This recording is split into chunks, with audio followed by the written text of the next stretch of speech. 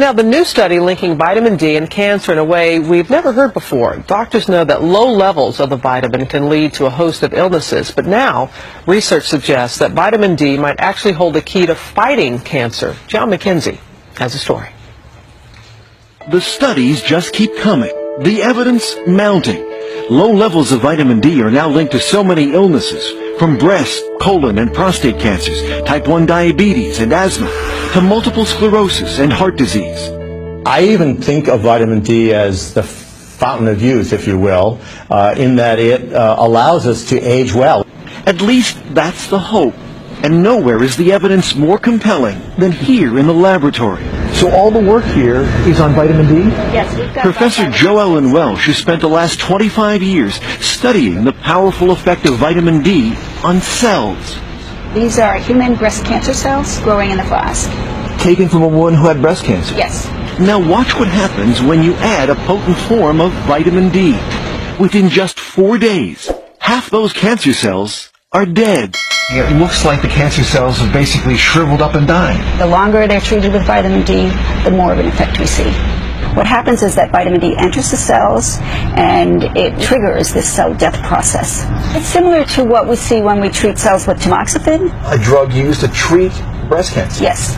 That's amazing. It is amazing. It's a very dramatic effect. That was just the beginning. Researchers here then took human breast cancer cells and injected them into mice. Tumors quickly began to grow, but when the mice were treated with vitamin D, the tumors began to shrink. Look, this one was reduced to half its size. The one here disappeared entirely. Similar results have been seen on colon and prostate tumors in mice. The real test, however, remains. Will vitamin D work this way in people? Other lab work is revealing how vitamin D can actually improve the way cells function in the heart and in blood vessels. And the number one killer is vascular disease, and vitamin D makes our arteries more healthy, basically, allows them to age well. Preliminary, tantalizing research on a common nutrient with so much potential.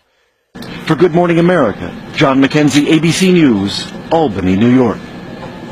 And Dr. Richard Besser joins us now with more on this. We heard John McKenzie just use the word tantalizing research. What do we know for sure about this? You know, I think it is tantalizing, but it's a long road from a lab study that shows vitamin D killing cells in a petri dish and curing a mouse to something that would work in people.